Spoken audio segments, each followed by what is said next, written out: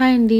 నేనైతే ఇప్పుడు సామర్లకోటలో ఉన్నాను. మంచిగా ఆకలేస్తుంది. మంచి పలావ్ తినాలనిపిస్తుంది. కరెక్షన్ వినండి. దమ్ బిర్యానీ కాదు, ఫ్రై పీస్ బిర్యానీ కాదు.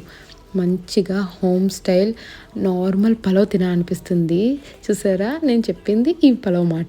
ఇదొచ్చేప్పటికి విఘ్నేశ్వర థియేటర్ ఆపోజిట్‌లో ఉన్న శివశంకర్ బిర్యానీ సెంటర్‌లోదండి. నేను నార్మల్ ఇలాంటి పలావ్ కోసం చాలా రోజుల నుంచి అడుగుతున్నాను. ఫైనల్లీ మా మావయ్య నాకు తెలుసు ఎక్కడో అని చెప్పి తీసుకెళ్ళి ఇప్పించారు. నిజంగా చాలా నచ్చింది నాకు.